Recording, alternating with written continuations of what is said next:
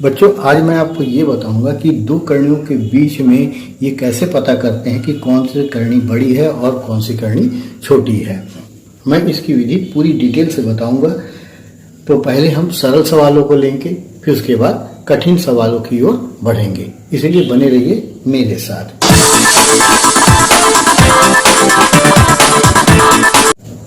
बच्चों, अब यहाँ पर आप ये देखिए कि मैं यदि एक करनी लेता हूँ वर्गमूल 25 और दूसरी करनी लेता हूँ वर्गमूल 16। ये दो करनी मैंने लिया है, एक वर्गमूल 25 और एक वर्गमूल 16। अब आपको ये बताना है कि इनमें से कौन सी बड़ी करनी है और कौन सी छोटी करनी है।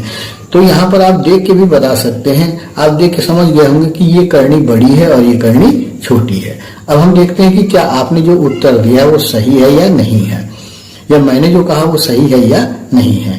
तो यहाँ पर वर्गमूल 25 का जो मान है वो कितना होता है, 5 होता है, और वर्गमूल 16 का मान जो है वो कितना होता है, 4 होता है। और हमको ये मालूम है कि जो 5 और 4 में 5 जो है बड़ी संख्या है, इसीलिए वर्गमूल 25 बड़ा होगा, वर्गमूल 16 छोटी संख्या होगी। तो हम ये यहाँ पर ये बता सकते हैं कि वर्गमूल 25 बड़ी करनी होगी। ठीक इसी प्रकार हम यदि इस सवाल पर गौर करें, यहाँ पर घनमूल 27 लिखा है और यहाँ पर घनमूल 125 लिखा है। अब इनमें से कौन सी बड़ी करनी है और कौन सी छोटी करनी है, तो यहाँ पर भी आप देख के शायद मेरे ख्याल से बता देंगे कि ये बड़ी संख्या है, ये बड़ी करनी होगी, ये छोटी करनी होगी। तो यहाँ पर भी हम क्या करते हैं, इसका मूल निकाल लेते हैं। 27 का यदि घनमूल निकालते हैं तो कितना आता है, 3 आता है, और 125 का घनमूल निकालते हैं तो कितना आता है, 5 आता है। तो यहाँ भी आप देख रहे हैं कि 5 बड़ा है और 3 छोटा है। 5 जो है 3 से बड़ी है, इसलिए ये करनी क्या होगी, बड़ी होगी, और ये करनी छोटी होगी। अब बच्चों, यहाँ पे मैंने एक सवाल और लिया कि घनमूल 64 और चतुर्थमूल 81 में कौन सा बड़ा है। तो जरा आप इसको देखिए और बता सकते हैं कि कौन सी करनी बड़ी होगी, कौन सी करनी छोटी होगी। कुछ लोगों को ये करनी बड़ी लगती होगी, कुछ लोगों को ये करनी बड़ी लगती होगी। आओ पता करते हैं वास्तविक में इनमें से कौन सी बड़ी करनी है, कौन सी छोटी करनी है। तो यहाँ पर 64 का यदि हम तृतीय मूल निकालेंगे, घनमूल निकालते हैं, तो ये कितना आता है, 4 आता है। ठीक इसी प्रकार यदि 81 का चतुर्थ मूल निकालेंगे तो 81 का जो चतुर्थ मूल आता है वो 3 आता है। अब बच्चों यहाँ पर देखो कि 4 3 से बड़ा है। जब 4 3 से बड़ा होगा तो घनमूल 64 चतुर्थ मूल 81 से बड़ा होगा। बच्चों, एक सवाल और लेता हूँ, इसके बाद हम कॉन्सेप्ट की ओर जाएंगे। यहाँ पे वर्गमूल 81 है और वर्गमूल 729 है।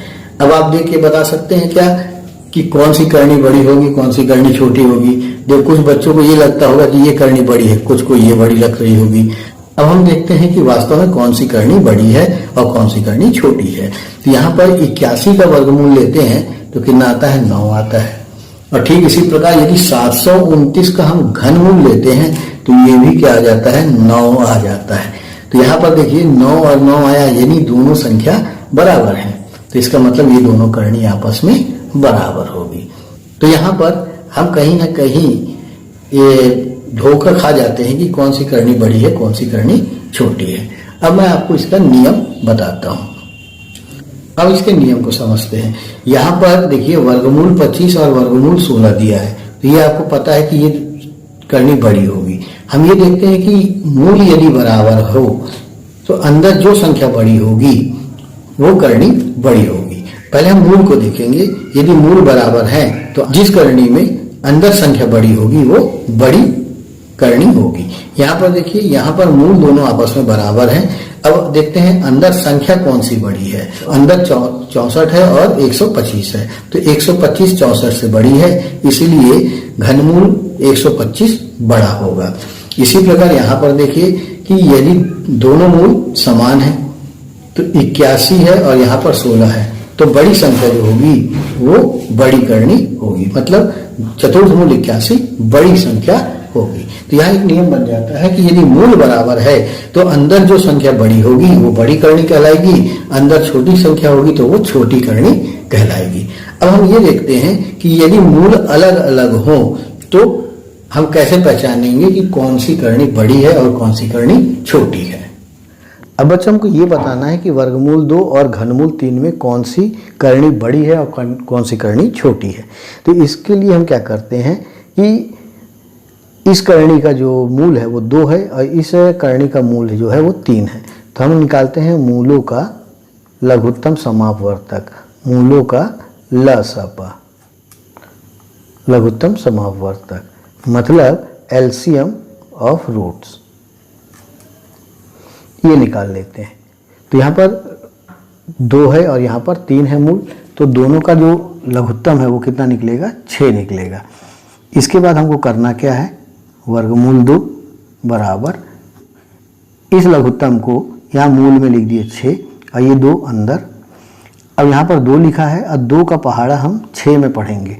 तो 2 के पहाड़े में 6 कितने बार में आता है? 3 बार में आता है, 2 तिया 6। तो ये बन जाएगा कितना? छठवां मूल। 2 की घात 3 बराबर कितना होता है? 8 होता है।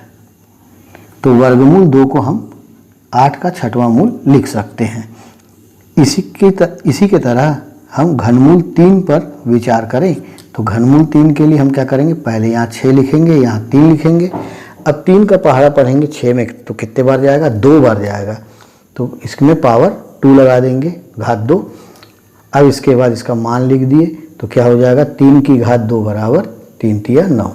तो 3 3 9, तो 9 आ गया। अब देखें मूल क्या हो गए? बराबर हो गए।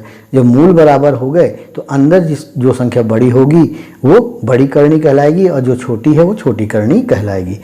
तो 9 बड़ा है, 8 छोटा है, मतलब ये करनी बड़ी होगी और ये करनी छोटी होगी। तो हम लिख सकते हैं वर्गमूल 2 छोटा है वर्गमूल घनमूल 3 से। तो इस प्रकार से हम करणियों के मूलों को बराबर करके कौन सी करनी बड़ी है और कौन सी करनी छोटी है ये ज्ञात कर लेते हैं। अब यहाँ पर हमको विचार करना है 5 का चतुर्थ मूल और 4 का तृतीय मूल में कौन सी करनी बड़ी है और कौन सी छोटी है। नियम वही है जो अभी बताया कि पहले हमको निकालना है मूलों का लघुत्तम समावर्तक। तो मूलों का लसपा कितना होगा? 4 और 3। 4 और 3 का जब हम लघुत्तम निकालते हैं तो ये आपको मालूम है ये कितना आता है? 12 आता है, 12 आएगा। इसके बाद हमको करना क्या है? वही अभी जो बताया था, चतुर्थ मूल 5 लिख दें। फिर उसके बाद ये जो 12 लिखा है इसको आप यहाँ पर लिखें और ये 5 को यहाँ लिख दिए। अब 4 का पहाड़ा पढ़िए 12 में, तो 4 का पहाड़ा 12 में पढ़ेंगे कितने बार जाएगा? 3 बार। तो 4 तिया 12 होता है, तो घात जो होगी वो 3 हो जाएगा 12। अब 5 की घात 3, तो 5 गुणा 5 गुणा 5 तो आ जाता है 125। मतलब 5 का जो चतुर्थ मूल है वो 125 के 12वें मूल के बराबर होगा। ठीक इसी प्रकार हम दूसरा बनाते हैं। तो ये क्या है? 4 का तृतीय मूल, तो यहाँ पर लिखेंगे 12 और यहाँ लिखेंगे 4 और 3 का पहाड़ा 12 में पढ़ेंगे तो 3 चौके 12, तो घात हो जाएगा 4। तो यहाँ पर लिखे 12 और 4 की घात 4 हम निकालते हैं तो कितना हो जाएगा? 4 चौके 16, 4 चौके 16 और 16 16 256। तो यहाँ पर कितना आ जाएगा? 256। अब यहाँ पर देखिए कि दोनों के मूल क्या हो गए? आपस में बराबर हो गए। तो जो अंदर बड़ी संख्या है वो बड़ी करनी होगी और जो छोटी संख्या है वो छोटी करनी होगी। तो इसका मतलब क्या है कि चतुर्थ मूल 5 छोटा होगा घनमूल 4 से। तो इस प्रकार से हम क्या करते हैं? 2 करणियों के बीच में तुलना कर लेते हैं कि कौन सी करनी बड़ी है और कौन सी करनी छोटी है। अब बच्चों एक और सवाल लेते हैं, उसके बाद चलते हैं आगे की ओर। यहाँ पर घनमूल 3 और चतुर्थ मूल 4 दिया है, तो हमें करना क्या है? मूलों का लघुत्तम निकालना है। तो पहले लिख दें मूलों का लघुत्तम समावर्तक लसपा। तो 4 और 3 का लघुत्तम यदि हम निकालते हैं तो कितना आ जाता है? 12 आ जाता है। इसके बाद हमने क्या किया? यहाँ पर ये संख्या लिख दी और यहाँ पर क्या करेंगे? हम 3 अंदर लिख दिए और यहाँ पर लिखेंगे हम 12। अब 3 का पहाड़ा पढ़ेंगे 12 में कितने बार जाएगा? 4 बार जाएगा, तो घात लग गया 4। तो 3 की घात 4 बराबर कितना होता है, 81 होता है। ये घात जरूर आप लोग निकाल लें ताकि आप लोगों को बनाने में, सवाल को हल करने में सुविधा हो। तो यहाँ पर क्या है कि चतुर्थ मूल 4, दूसरी संख्या मैंने लिख दी। अब यहाँ पे 12 लिख दिए, यहाँ 4 लिख दिए, और 4 का पहाड़ा पड़े 12 में तो कितने बार जाएगा, 3 बार जाएगा। तो इस प्रकार से हम देखते हैं कि 4 की घात 3 बराबर कितना हो जाता है, 64 हो जाता है। अब यहाँ पर देखिए मूल दोनों आपस में क्या हो गए, बराबर हो गए। तो जब मूल बराबर हो गए तो अंदर की संख्या आप देखो, तो अंदर की संख्या में 3 वर्गमूल 3 का पड़ला भारी है, मतलब वो बड़ी संख्या है, और चतुर्थ मूल 4 ये संख्या छोटी है। तो ये संख्या बड़ी हो गई, ये संख्या छोटी हो गई। तो इस प्रकार से हम दो करणियों के बीच में तुलना करते हैं। बच्चों यहाँ पर कुछ संख्या दी हुई है, हमको ये बताना है, इसको या तो आरोही क्रम में या तो अवरोही क्रम में जमाने के लिए आ जाता है। तो आरोही क्रम में या अवरोही क्रम में जमाने के लिए हमको ये पता करना पड़ता है कि कौन सी करनी बड़ी है, कौन सी करनी छोटी है। क्योंकि जब तक हम बड़ी करनी और छोटी करनी को पता नहीं कर लेंगे तब तक हम इसको आरोही या अवरोही क्रम में जमा नहीं सकते, व्यवस्थित नहीं कर सकते। तो तरीका तो वही है जो पुराने सवालों में किए थे, उसमें 2 करनी थी, इसमें 3 करनी है। नियम नहीं बदलेगा, बाकी सवाल में संख्याएं बढ़ जाए। इसके बाद जितनी भी संख्या आ जाएगी सबका तरीका बिल्कुल वैसा ही है। अब हम क्या करते हैं, मूलों का लघुत्तम लेते हैं। तो मूलों का जो लघुत्तम है, एलसीएम होगा, वो कितना होगा, यहाँ पे 3, 6 और 9, 3 और 6 और 9 का यदि हम लघुत्तम निकालेंगे तो ये 18 आएगा। तो जैसे 2 से विभाजित किए 3, और ये हो जाएगा 3, और ये हो जाएगा 9। अब 3 से विभाजित किए तो 1, 1, 3, और फिर 3 से किए तो 1, 1, 1, तो 3 3 9, दूनी 18। तो इसका एलसीएम जो है वो कितना आ जाएगा, 18 आएगा। अब हम क्या करते हैं, तीनों के मूलों को बराबर करते हैं। मेन उद्देश्य हमारा तीनों के मूलों को बराबर करना। पिछले बार भी हमने मूलों को ही बराबर किया था। तो यहाँ पर क्या लिखेंगे हम, 18। 3 का टेबल पढ़े, 18 में कितने बार जाएगा, 6 बार जाएगा। तो यहाँ 2 की घात 6 हो जाएगा। तो 18 2 पावर 6, 2 की घात 6 बराबर कितना हो जाएगा, 64 होगा। ठीक इसी प्रकार अगली संख्या 3 का छठवां मूल, इसमें भी हम क्या करेंगे, यहाँ पर लिखेंगे 18, यहाँ लिखे 3। अब 6 का पहाड़ा 18 में पढ़े तो कितने बार जाएगा, 6 3 18, 6 3 18 होता है। तो पावर जो है वो 3 लग जाएगा। इसके बाद हम क्या किए, 3 पावर 3 निकालेंगे, 3 की घात 3, तो आ जाएगा 27। अब इसके बाद अगली संख्या, इससे पहले 2 संख्या हुआ करती थी, अब 3 संख्या। अब 3 क्या 300 संख्या भी होगी तो हम उसको इसी मेथड से बनाएंगे, मेथड नहीं बदलेगा, बाकी संख्या कितनी भी बदल जाए। तो यहाँ पर 9 का पहाड़ा पढ़ेंगे 18 में तो कितने बार जाएगा, 2 बार जाएगा। तो 4 की घात 2 हो जाएगा। तब यहाँ पर कितना आएगा, 4 की घात 2 बराबर 16। अब यहाँ पर देखिए कि मूल बराबर हो गए।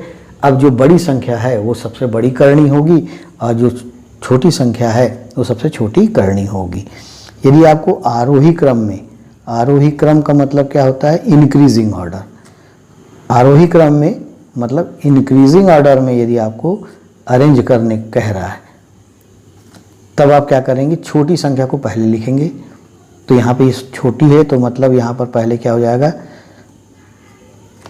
4 का 9वां मूल, फिर उसके बाद हो जाएगा 3 का 6वां मूल, और उसके बाद 2 का घनमूल। और यदि अवरोही क्रम में बोलेगा, अवरोही क्रम मतलब घटते क्रम में, बड़ी संख्या पहले होगी, छोटी संख्या बाद में होगी, डिक्रीजिंग ऑर्डर।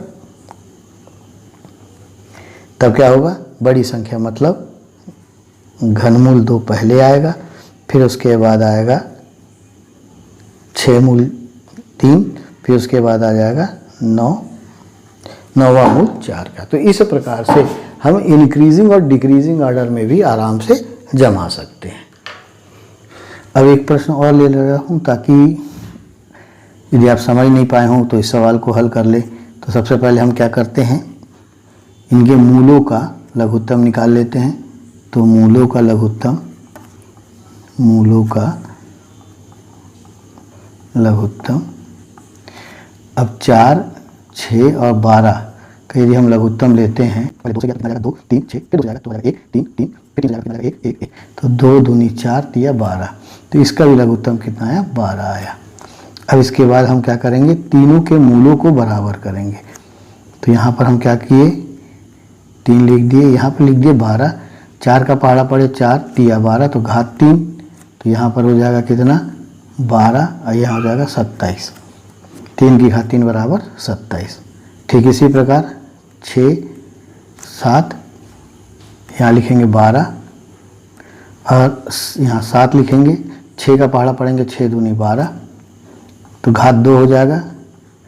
अब इसको हम यहाँ पर 12, 7 की घात 2 बराबर कितना हो जाएगा 49 हो जाएगा। इसी के बाद 12 मूल 32 का, तो हमको ये मालूम है ये 12 है, ये 32, 12 एक कम 12 तो घात 1 लगेगा, तो 32 की घात 1 बराबर क्या होगा 32। अब यदि हमको आरोही क्रम में जमाना है, इंक्रीजिंग ऑर्डर में जमाना है, तब हम क्या करेंगे, पहले छोटी संख्या लेंगे। तो यहाँ देखो तीनों के मूल बराबर हो गए, 27 है, 49 है और 32 है, तो 27 सबसे छोटा है, तो ये संख्या क्या होगी सबसे छोटी। चतुर्थ मूल 3 सबसे छोटा होगा।